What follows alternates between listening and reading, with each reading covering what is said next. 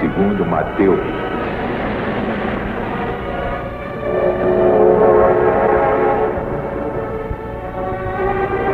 Indo Jesus para as bandas de Cesareia de Filipe, perguntou aos seus discípulos: quem diz o povo ser o Filho de Deus? Então os discípulos responderam: uns dizem que és João Batista, outros dizem que és Elias, outros dizem que és Jeremias ou algum dos grandes profetas. Mas vós, continuou Jesus, quem dizeis vós que eu sou? Então Pedro respondeu: tu és o Cristo, o Filho do Deus vivo. Então Jesus falou: bem-aventurado és tu, Simão Bar-Jonas, porque não foi a carne ou sangue quem te revelou, mas o Pai que está no céu. Também eu te digo, tu és Pedro, e sobre esta pedra edificarei a minha igreja, e as portas do Hades não prevalecerão contra ela. Dar-te-ei as chaves do reino dos céus. O que ligares sobre a terra será ligado no céu. O que desligares sobre a terra será desligado no céu. Então Jesus ordenou aos seus discípulos que a ninguém dissessem que ele era o Cristo.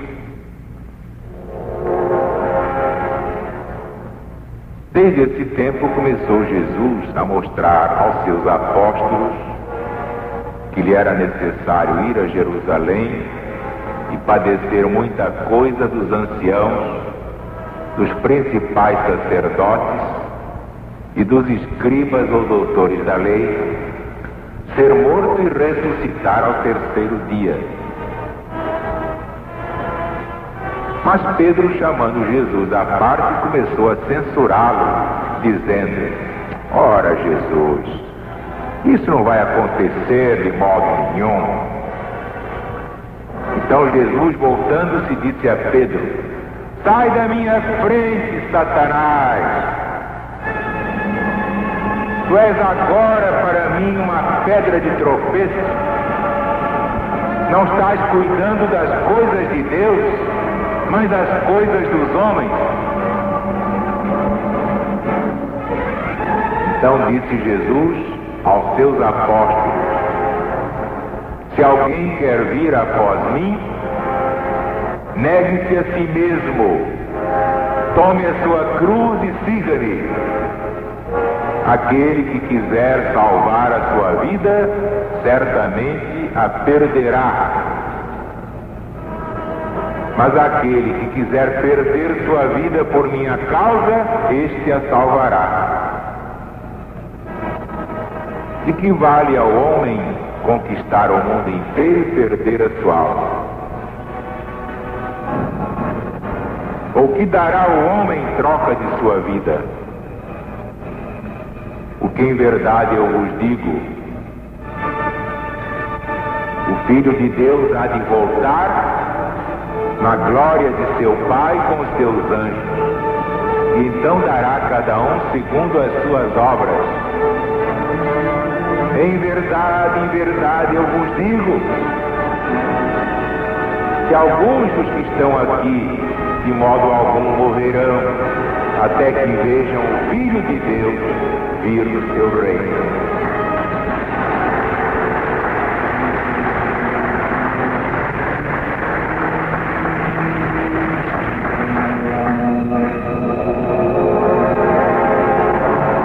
Este é um dos pontos culminantes do Evangelho.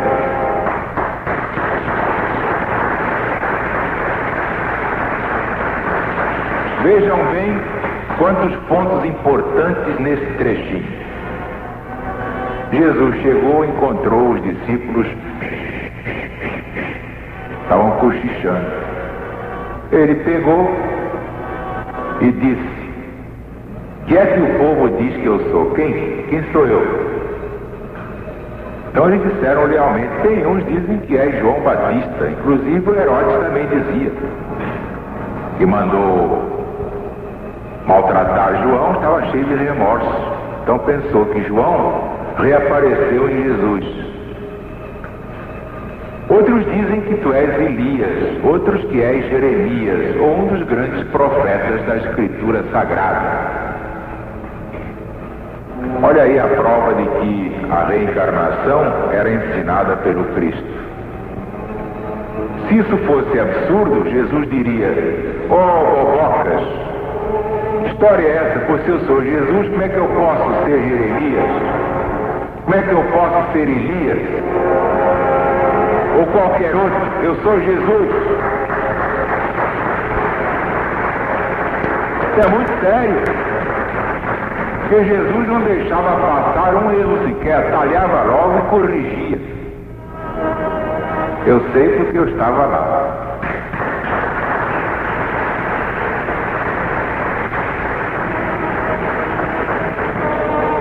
Pois bem, eu já expliquei aqui. De fato, ainda era cedo para dar o ensinamento da reencarnação totalmente. Muita luz pode cegar muitos olhos ainda inexperientes, que não suportam a luz forte. Então vai se dando uma luzinha hoje, outra manhã, assim com a reencarnação. Já se falava de reencarnação antes de Jesus vir ao mundo. Por ordem dele se falava. Outros precursores antes de João, precursores menores, como Buda, porque muita gente acha que o Buda era o maior. Não era, não. João era muito maior que Buda. Quem o diz não é Zaru, é Jesus. Porque Jesus disse: dos nascidos de ventre de mulher, ninguém foi maior que João. Portanto, nós também explicamos por quê. Porque aparentemente naquela encarnação só, como é que João podia ser o maior? É porque já tinha sido Elias e já tinha sido Moisés. Por isso é que era o maior dos nascidos de ventre de mulher. Os judeus acreditavam na reencarnação com o nome de ressurreição. Basta ver que nem era preciso morrer. Olha aí o caso, por exemplo, de João e Jesus. Ambos eram contemporâneos, viviam ao mesmo tempo. Pois se Herodes mandou cortar a cabeça de João, como é que João podia voltar em Jesus? Eles não entendiam o mecanismo. Quando nós sabemos que na reencarnação o espírito exige um corpo novo para ele só. Não toma corpo de ninguém. Também já expliquei que não há regra sem exceção. Para quem conhece os mistérios espirituais, como eu conheço, graças a Deus, se eu quiser, eu posso fazer uma experiência, mas tem que ser muito legal, dentro da lei divina. Isso eu posso lhes contar. Houve aí um missionário que na hora H se acovardou e recuou. Então, os guias da humanidade, vendo que ele estava em perigo, ia botar em perigo uma doutrina que não podia sofrer pelo capricho de homem nenhum. Quando esse homem dormiu, alguém mais forte mandou outro tomar o corpo dele e salvou tudo direitinho. E daí passou a falar com tal equilíbrio que todo mundo ficou espantado. Mas já não era mais ele, era só o corpo dele, o espírito era de outro. Não é curioso isso?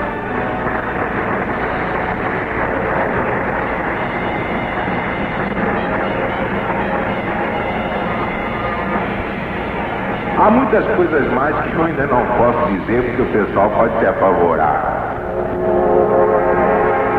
Mas há esses casos. Que um missionário também pode falhar. Deus respeita o livre-arbítrio. Ele vem, diz que vai fazer, que é o tal, que não tem medo, mas na hora começa a tremer e recua. E se vende. Então, se isso vai acarretar prejuízo para a doutrina, para a verdade e para os que creem, que são aqueles pequeninos na fé, que vão ser escandalizados, pode haver esse recurso. Quando o covarde for dormir, o espírito dele sai e o outro toma o corpo dele e salva a parada.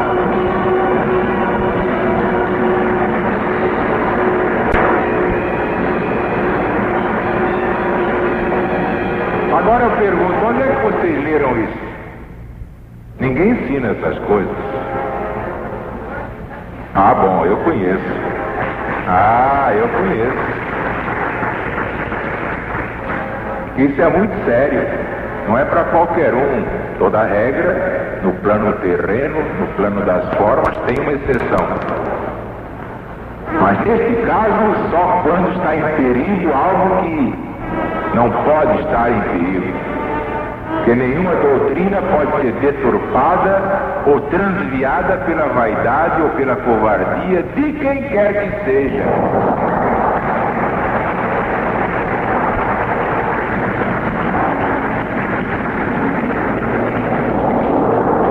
Portanto, a reencarnação já era ensinada pelo próprio Jesus, basta ler o que ele disse a Nicodemos.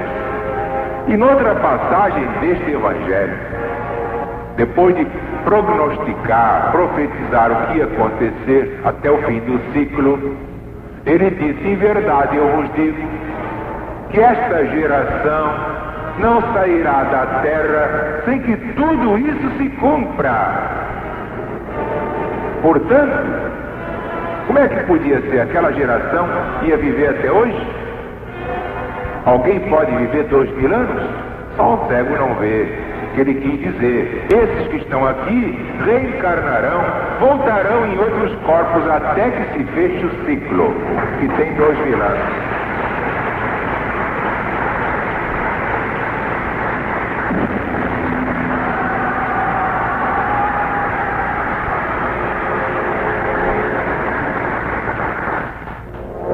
Agora, outro ponto muito perigoso. Vejam vocês. Depois de ouvir tudo aquilo, Jesus disse: muito bem, isso diz o povo. Um diz que eu sou Elias, outro diz que eu sou João Batista, outro diz que eu sou Jeremias. Mas vós, quem vós dizeis que eu sou? Foi aí que Pedro, que era um grande médium, tocado pela inspiração divina, gritou: tu és o Cristo, Filho do Deus vivo.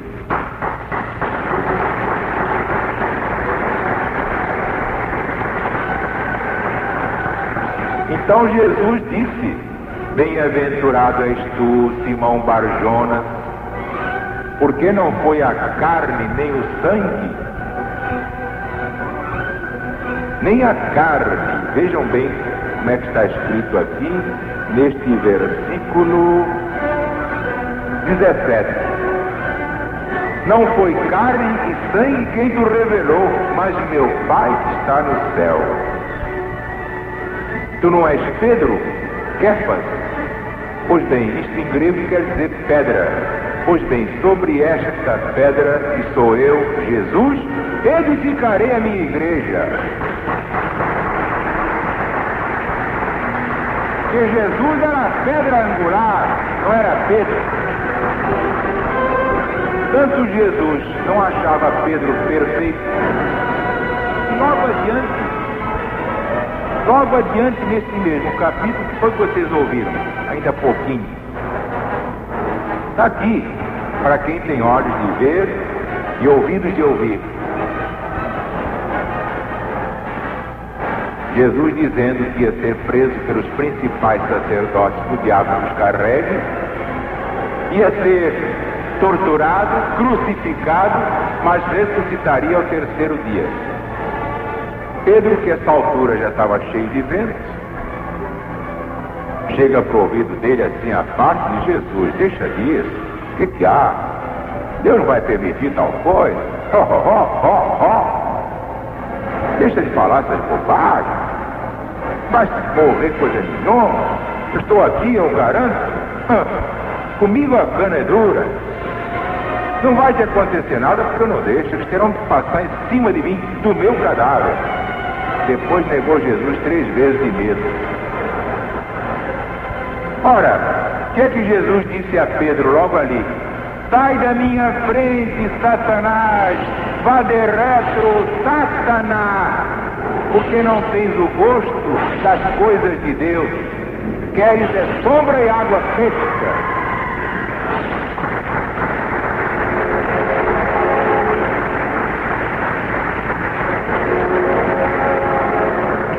Por quê?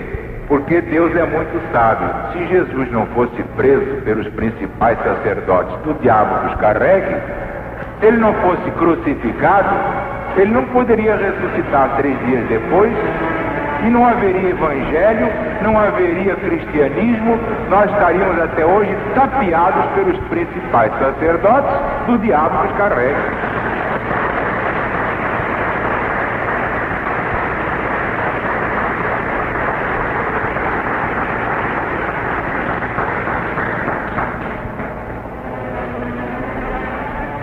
Finalmente, outra deturpação é consequência.